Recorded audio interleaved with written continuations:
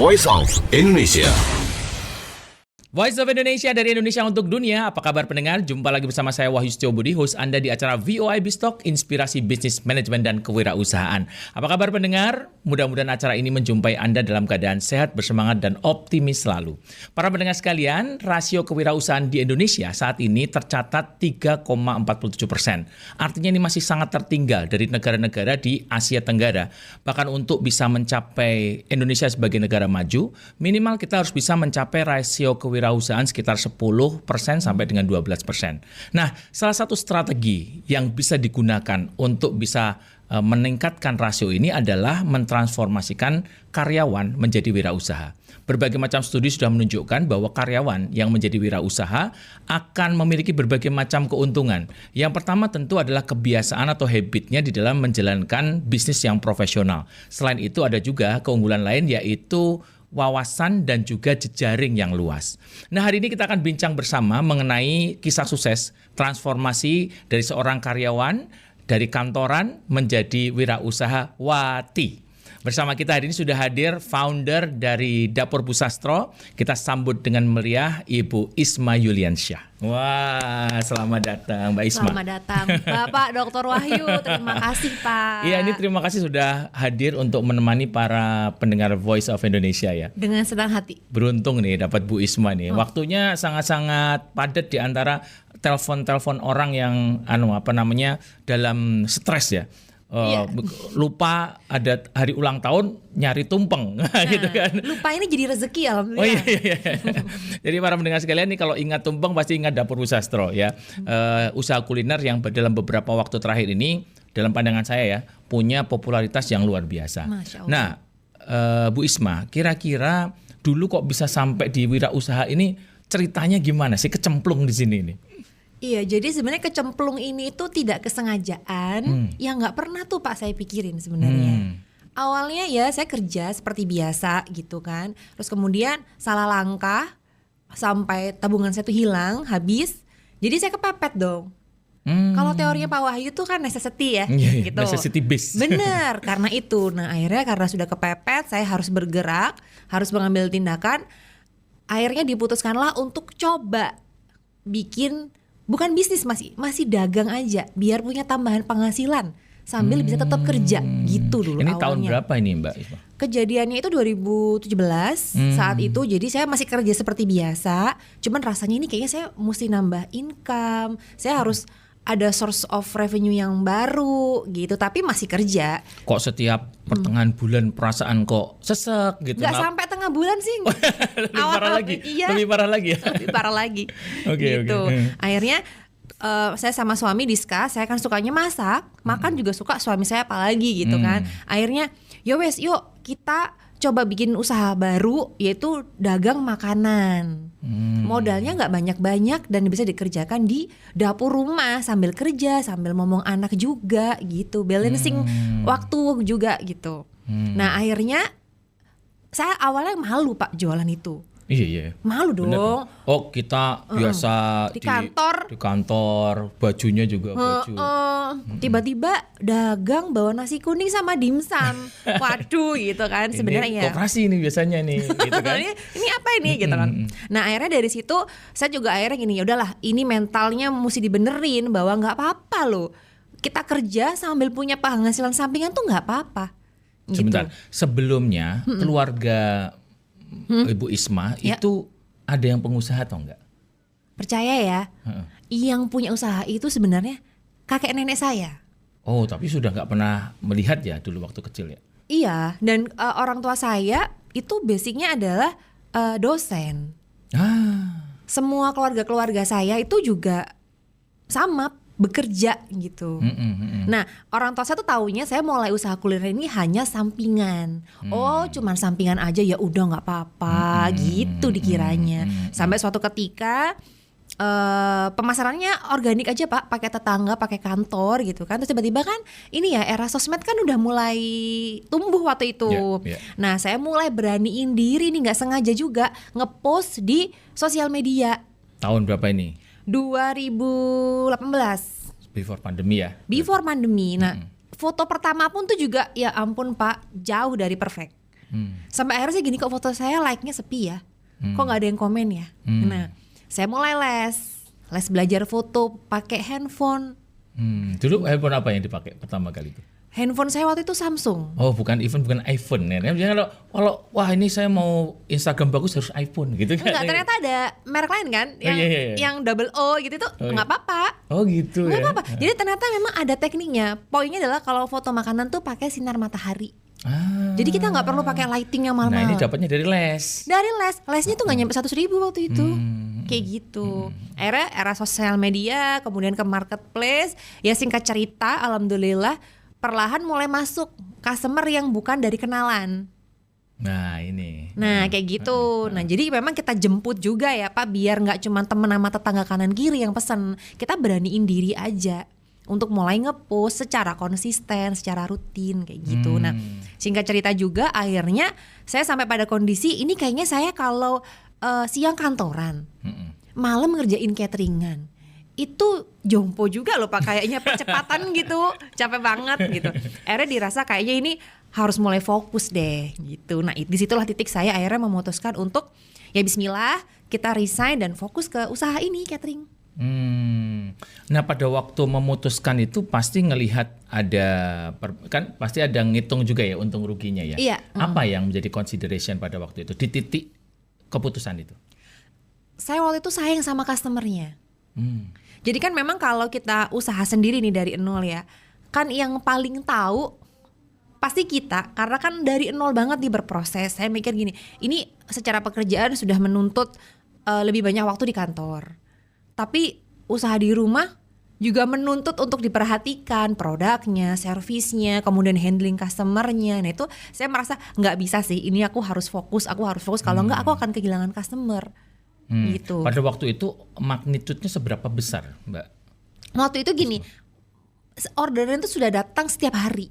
Ya, tapi nggak banyak ya, 1, 2 gitu atau ya sekitar 5 pengiriman. Oh 5 pengiriman sehari. Wah itu mah udah mulai menyita perhatian pulang kan? Ke rumah lihat dapur langsung lemes itu ya. Iya, jadi udah seharian nih gitu di kantor, nyampe rumah kan kadang-kadang santai, nggak bisa, udah nunggu orderan.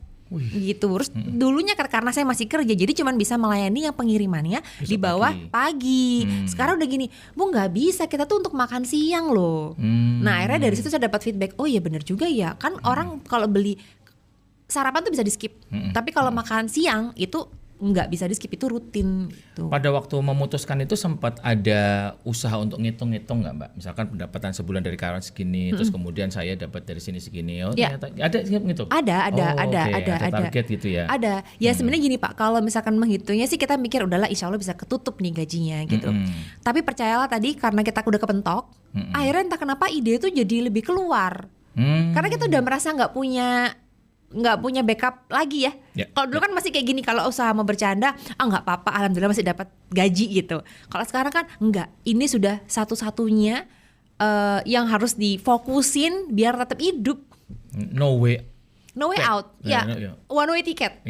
One way ticket. Kayak gitu. That at the point of no return gitu ya. Yes, no return, nggak bisa. Dan akhirnya di situ kita mulai, ya ini kayak aku udah mulai harus fokus. Akhirnya ketemulah ide-ide bahwa ternyata sosial media tuh everything, bahwa customer itu nggak cuman perlu produknya aja, tapi mereka juga perlu service, assurance produknya. Nah kayak gitu-gitu. Nah setelah itu kemudian itu berarti tahun berapa itu kejadian? Itu saya resign 2020. Before pandemi atau after pandemi? During pandemi. During pandemi? Iya. Wah luar biasa ini. Nah ketika mengambil keputusan itu teman-teman, saudara, gimana itu? Orang-orang yang di sekitar kita pandangannya gimana tuh Mbak? Ya jadi awal-awal tuh saya sempat nggak ngaku kalau udah resign gitu kan. Saya pikir, karena gini, saya tahu bahwa karena apalagi kan keluarga itu latar belakangnya bekerja. Dosen lagi kan?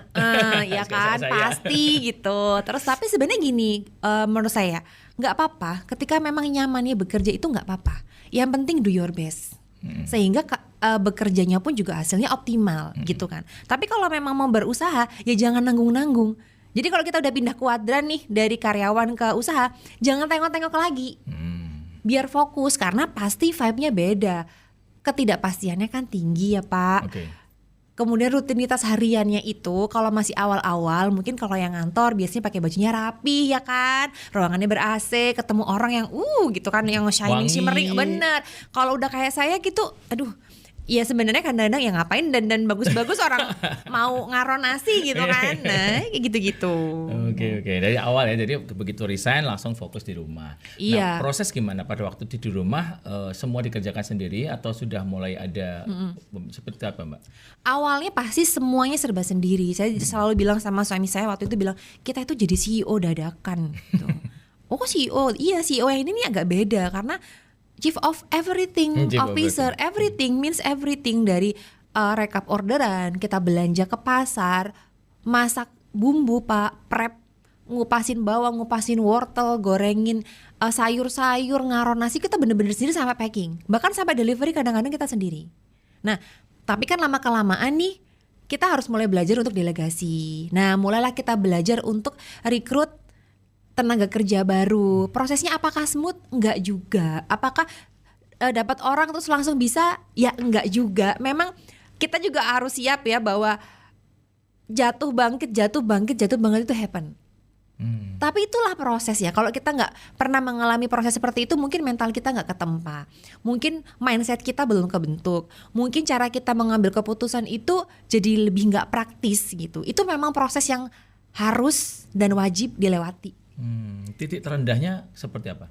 Titik terendah ada. Jadi ketika saya ada orderan, seneng dong kita, alhamdulillah ada orderan gitu.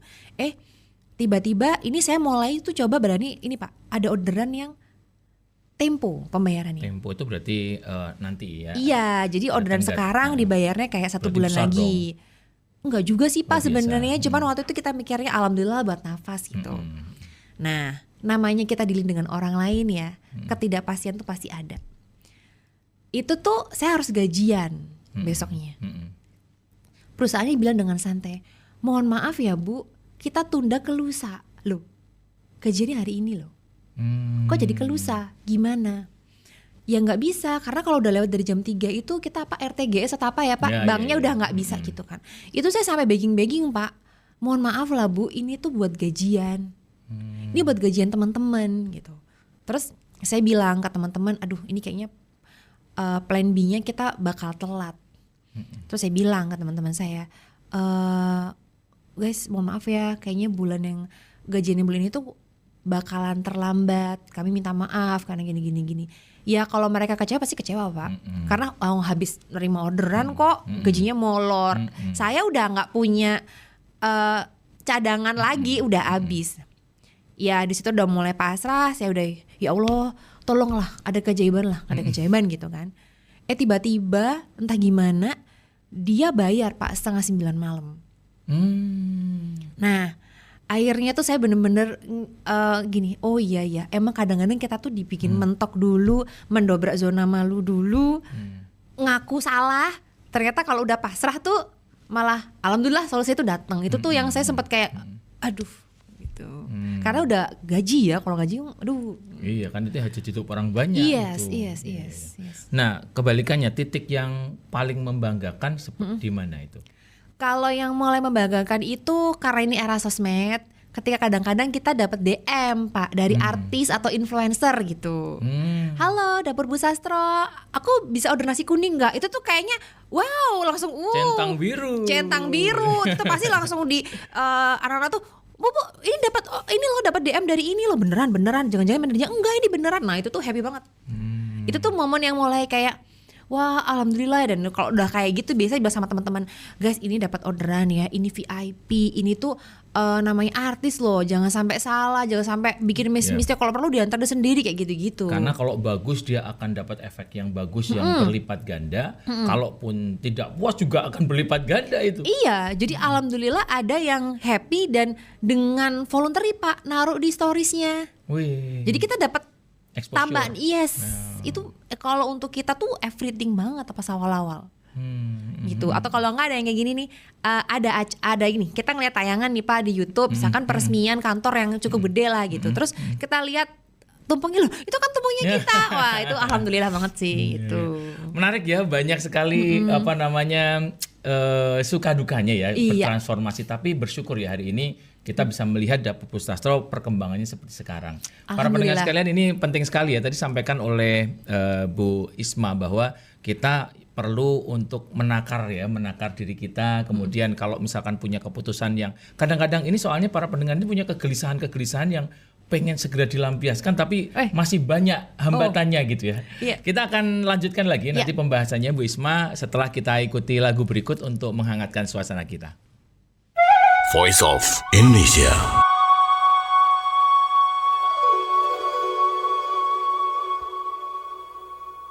Voice of Indonesia, dari Indonesia untuk dunia. Kembali lagi bersama saya Wahyu Setio Budi, acara VOI Bistok, inspirasi bisnis manajemen dan kewirausahaan bagi Anda. Sekarang kita masih bersama dengan Ibu Isma Yuliansyah. Beliau adalah founder dari Dapur Bustastro ya. Dapur Bustastro tuh namanya ini banget ya, mudah diingat dan kayaknya tuh muncul heritage gitu, Bu. Iya. Kayaknya nih masakan lama, punya legenda gitu ya. Iya. Dari mana sih nama itu, Bu? Sebenarnya kalau nama Bustastro itu nama nenek saya, Pak. Oh gitu. Nama nenek. Beliau tuh namanya Mbah Sastro Miharjo. Ya. Gitu. Nah, karena waktu itu produknya kan nasi kuning nih yang pertama kita publish. Kalau nama saya kan kayak kurang tempting ya. Iya. Nggak cocok gitu. Harusnya nama saya tuh mungkin jualannya spaghetti kali ya. mungkin. Atau kebab. Iya benar. Nah, akhirnya terus saya bilang sama ibu saya gitu. Jadi pakai namanya Mbah aja. Dan kebetulan emang produk nasi kuning kita itu adalah masakan khasnya dari Mbah. Yang sering dibawain yang namanya Mbah ya kalau ke rumah cucu nih. Kalau ada kenaikan kelas, lagi ada yang sunatan, itu dibawain nasi kuning. Iya. Gitu. Karena kalau di budaya Jawa itu nasi kuning itu dia punya berbagai macam simbolisme kan di Iya, situ ya. iya, Nah, jadi iya. memang ini pilihan produk yang cerdas nih ya. Wah, terkait alhamdulillah. pada waktu itu ya. Nggak ada lagi soalnya. Iya. Mbak Isma ya, ini para pendengar sekalian, tadi sudah saya singgung sedikit juga ya. Para pendengar ini kan pasti banyak yang sekarang posisinya karyawan gitu ya. Yang juga mengalami seperti yang Mbak Isma tadi alami ya. Ya. Tadi sering punya kesulitan Ya. dan banyak yang punya kegelisahan sebenarnya. Saya tuh pengen banget usaha, tapi itu timbul tenggelam gitu ya. Awal Ya, bulan ya. ada, nanti udah setengah tahun pas gajian hilang lagi, nanti timbul lagi pas Ya. sulit gitu ya. Nah, ada nggak ya tips atau bagaimana langkah-langkah gitu kalau pengen mengikuti jejak Mbak Isma itu sebenarnya seperti apa sih point of thinkingnya gitu? Oke, sebenarnya kan ini masing-masing ya. Tapi kalau dari versi saya itu seperti ini. Yang namanya setiap orang itu kan pasti punya minat ya Pak. Punya minat, punya passion atau punya ketertarikan terhadap suatu hal. Kebetulan kalau di case saya kan saya memang selalu interest tuh Pak, yang namanya makan, masak tuh suka. Jadi saya mulai dari situ. Harapannya pasti passion itu kalau kita udah punya, mengerjakannya itu nggak capek, ya kan. Kemudian nggak mulai dari nol. Terus kemudian ketika kita ada urusan dengan komitmen, melanjutkan komitmennya lebih mudah. Nah jadi kalau teman-teman yang karyawan-karyawati itu kan pasti ada yang sukanya skincare. Oh iya. Kan? Ada yang sukanya ini Pak, sekarang yang lagi ngetren, ini hijab. Ah iya. Hijab. Fashion. Iya, ada yang bisa ada teman saya tuh beli bahan 1 yard gitu Pak. Kemudian dia printing. Dia suka desain. Nah, dia jual. Karena memang passionnya adalah di fashion line. Kemudian ada juga yang passionnya adalah gadget. Jadi dia kalau nanya gadget itu pasti dia gitu. Jadi kita bisa dig out dulu nih.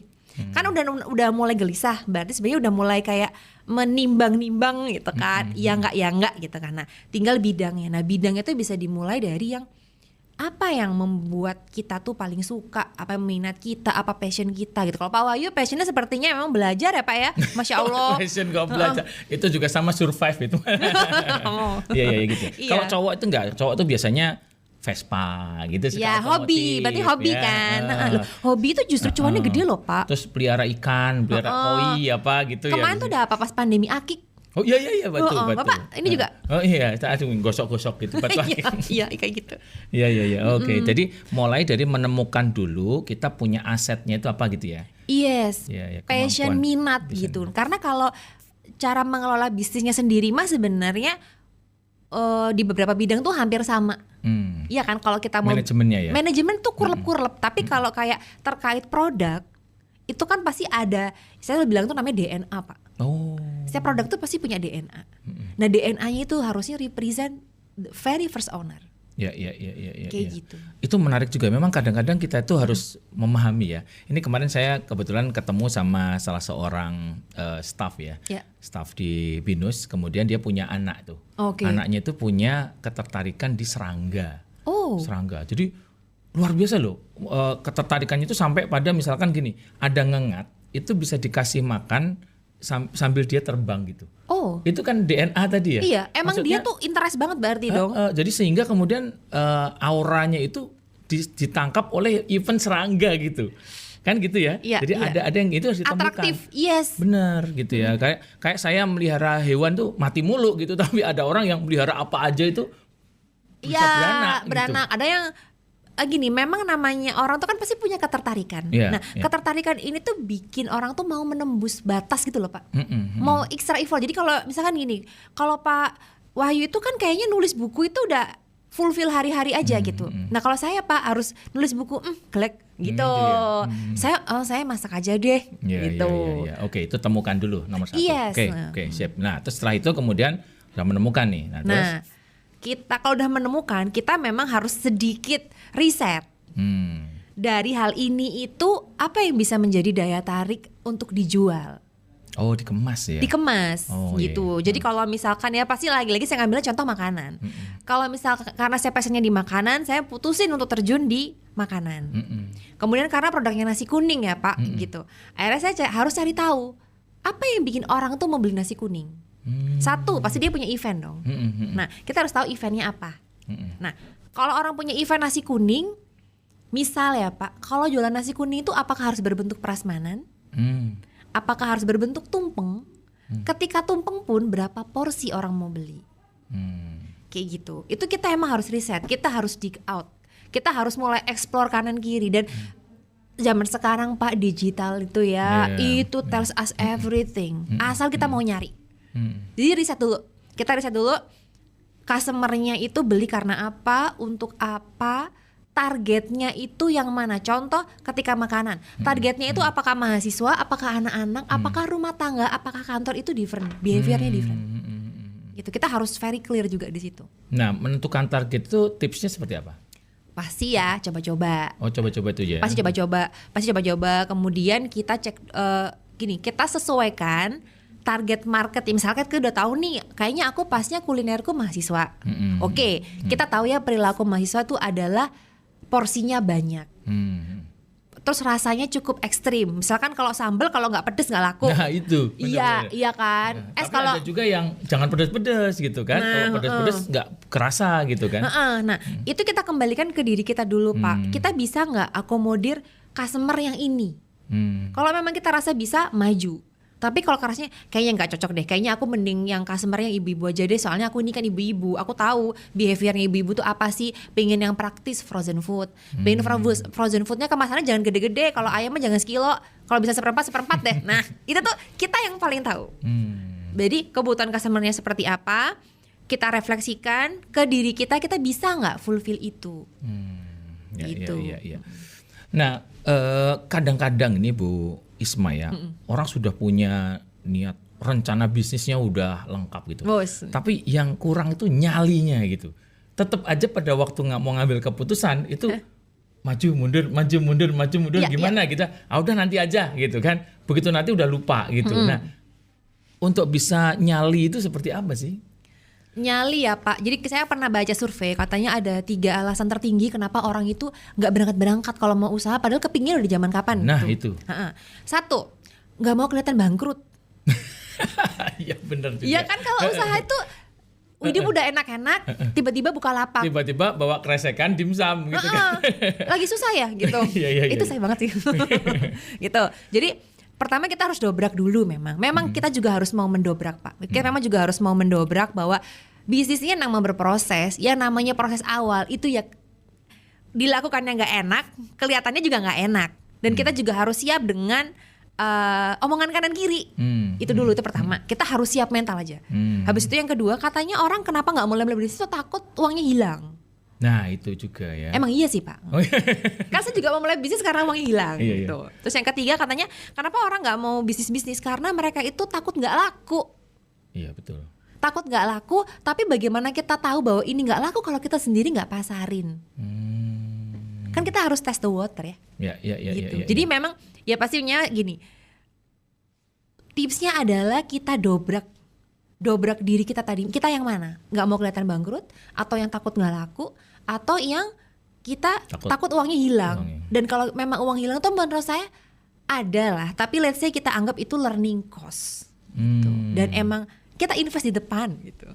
Padahal kalau takut nggak laku tadi sebenarnya bukan nggak laku, belum laku ya. Belum. Karena kita perlu nggak laku, maka apa yang perlu dirubah gitu ya? Yes. Karena gini kita bisa cek juga ketika nggak laku itu gini kita apakah kita sudah memasarkan ke market yang sesuai dengan produknya. Misalkan ya Pak contoh, kita jualan frozen food ke anak mahasiswa laku nggak? Kurang. Iya, atau kita jual ayam geprek mercon ke pensiunan. Udah pengennya yang hambar-hambar, yang sehat-sehat, yang sayur kayak gitu-gitu. Ya. Nah, do and don'ts apa nih? Do and don'ts sebagai pengusaha pemula misalkan yang bertransformasi jadi karyawan itu apa? Do pasti doa. Yang kedua itu kalau kita udah memang mau memutuskan ini Pak berpindah kuadran gitu ya dari bekerja menjadi pemberi kerja, itu kita memang harus dekat dengan networking yang melakukan kegiatan serupa. Karena kita akan bertemu dengan orang-orang yang bernasib sama. Oh, maksudnya komunitas gitu ya? Iya, komunitas. Kita mendekat aja dengan komunitas kayak gitu karena banyak Pak. Itu waktu itu saya ada beberapa komunitas yang memang saya coba masukin gitu. Alhamdulillah mereka semua welcome karena biasanya mereka tahu betapa memulai usaha itu adalah berat, malu, capek, lelah gitu. Butuh support system ya. Support system, networking yang serupa. Jadi kalau kita udah memang pindah ke kuadran wirausaha, ya jangan ikutannya adalah training how to be effective managers at international office gitu. Iya, jadi kan beda nih gitu belokannya gitu. Kalau yang pengalaman Bu Isma, komunitas apa saja Bu yang bisa teman-teman ini cari gitu? Sekarang pastinya saya menggunakan sosial media Pak. Sosmed. Jadi saya sesimpel menggunakan Instagram, menggunakan Facebook. Itu tuh ada namanya gini Pak, komunitas pedagang Pulau Gadung. Iya, gitu itu ya? Saya nyari apa? Nyari pisang, nyari bumbu yang murah. Itu saya di situ. Kalau kayak gini, free training untuk pengusaha kuliner permula Depok. Karena saya kan Depok base, ya saya datang. Bahkan kadang-kadang gini, kopdar minggu gratis di Tangerang bersama salah satu mentor. Saya datengin Pak. Terus Pak, alhamdulillah ya banyak senior-senior itu yang mau loh Pak bikin IG live free. Saya ikutin itu Pak, saya sampai kenal sama mentornya itu. Karena setiap beliau live saya nongkrong, halo Pak, selamat malam, saya boleh gak nanya? Jadi kalau ada masalah nih Pak di dapur, saya simpel gini, ini kok karyawan saya sering gak masuk ya? Saya nanya itu di live-nya, Pak maaf ya Pak, saya mau konsultasi gitu. Itu gitu sereceh itu. Dan itu bikin saya cukup pede karena saya tahu ketika ada apa-apa saya ada tempat untuk bertanya. Iya, oke, menarik ya. Don'ts-nya adalah terlalu mengakomodir pendapat kanan kiri. Mendengarkan itu. Iya. Satu sisi mendengarkan konsumen tapi jangan mendengarkan pendapat yang lain. Yang tidak relevan. Kayak tadi contoh ya Pak, ya namanya ada aja. Saya kan pas lagi kerja, Mak, lu kalau siang mah nggak bisa diajakin makan siang keluar katanya gitu. Capek, aku cuma mau merem bentar di musola gitu. Itu kalau saya turutin Pak, saya malamnya nggak punya energi untuk masak. Jadi saya ketika istirahat siang saya cuma makan, sholat bentar. Kebalik ya, sholat makan bentar. Habis itu seliut gitu aja. Power nap 5-10 menit. Itu teman saya sampai kesel. Bisa ditinggalin juga karena saya jadi nggak asik dong. Ketika teman saya kayak ada minuman baru boba. Ayo kita kekinian. Enggak, satu hemat sih, saya ngirit. Yang kedua juga kayak saya lagi saving energi itu. Jadi hemat, jangan tahan-tahanin dulu. Kita harus percaya bahwa ini Pak namanya waktu yang akan menjawab. Gitu. Kita sedang berproses. Jadi jangan terlalu dipikirkan lambe netizen itu. Iya, sakit. mereka mungkin just ngomong aja. Iya. Tapi kalau kita overthinking ya bahasnya sekarang, Pak itu sakitnya bisa sampai 7 level. Enggak. Iya. Tapi ini penting ya para pendengar sekalian, menarik sekali ini. Banyak inspirasi yang kita bisa gali dari pengalaman Bu Isma. Nanti kita akan lanjutkan lagi masih di dalam acara VOA Biztalk di segmen ketiga setelah kita dengarkan lagu berikut ini. Voice of Indonesia.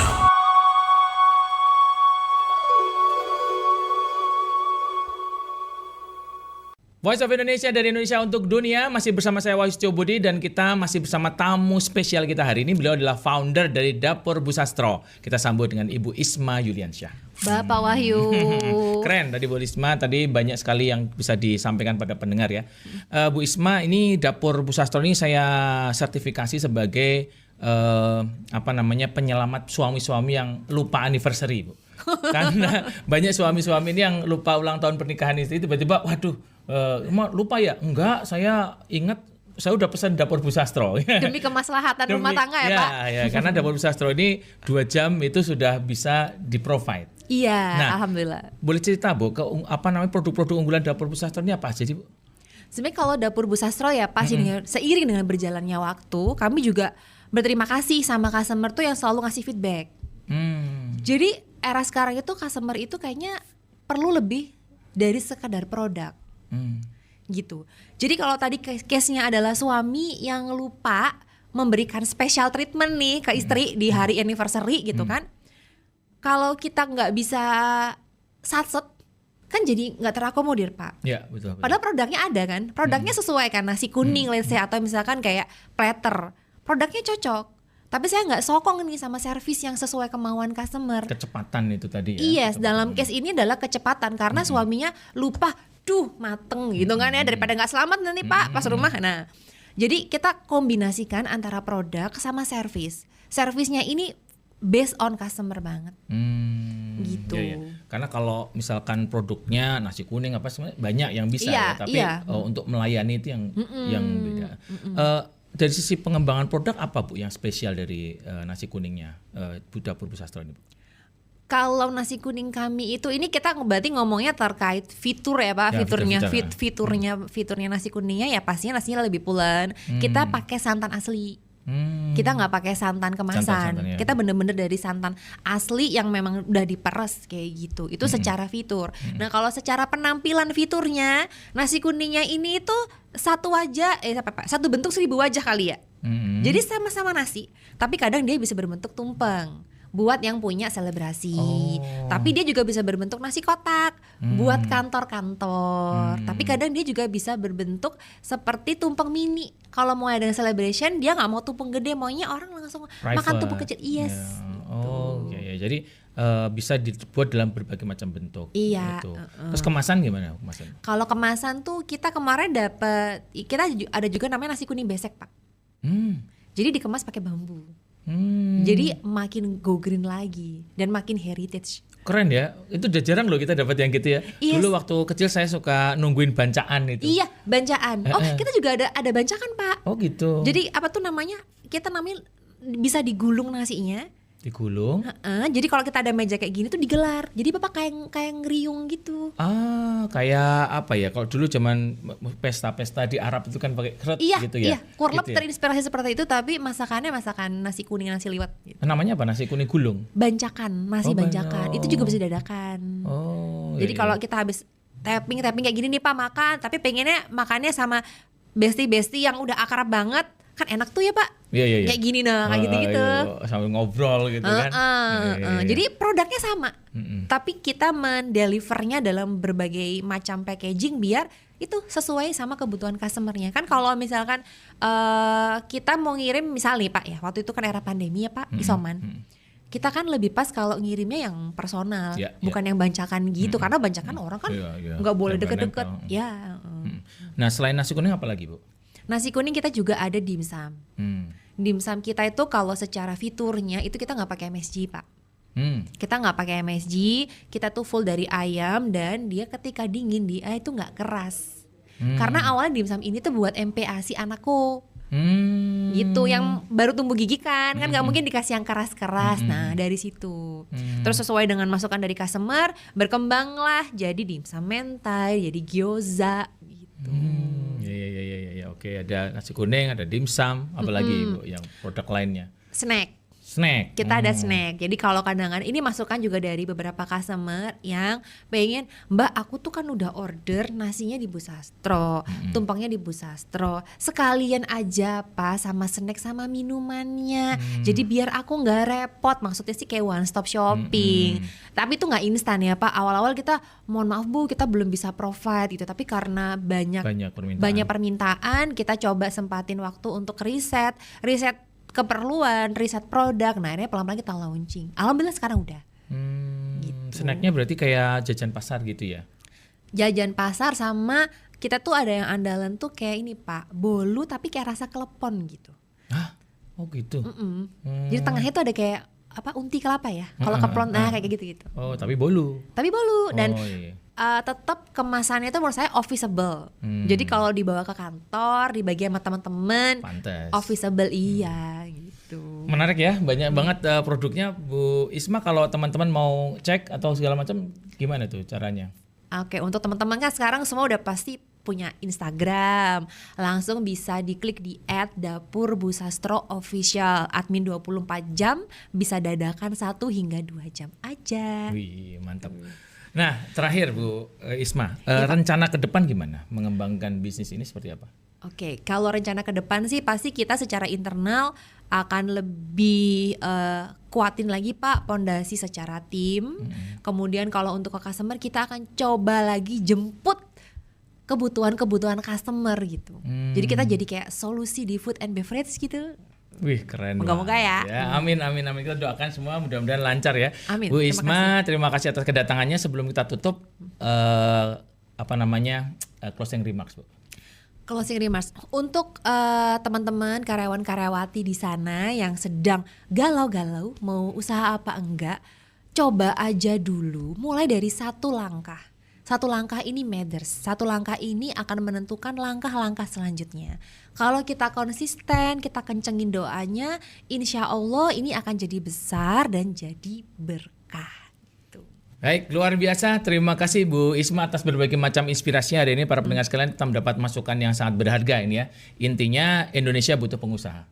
Ya, kita memanggil para rakyat Indonesia memiliki kemampuan berwirausaha untuk berjuang ya bersama di dalam pergerakan bersama ini. Karena Pak, untuk bisa menjadi negara maju kita minimal harus 10% ya Bu. Kita masih 3,4% dan ini sangat tertinggal dari berbagai macam negara di Asia Tenggara. Oleh karena itu resource yang kita punya menciptakan peluang usaha Bu ya. Karena kalau kita bekerja kan memang untuk kita ya, tapi kita menciptakan usaha maka komunitasnya hidup, tetangga kita juga ikut merasakan. Jadi semuanya menjadi bertumbuh menjadi ekonomi Indonesia yang bertumbuh dan berjaya. Terima kasih Bu Isma. Para pendengar sekalian, kita akan jumpa lagi di minggu berikutnya. Jangan kemana-mana, ikuti selalu VOA Biztalk dengan topik-topik yang menarik. Sampai ketemu lagi menjadi UMKM Indonesia yang bertumbuh, sinergi dan berjaya. Bye-bye. Voice of Indonesia.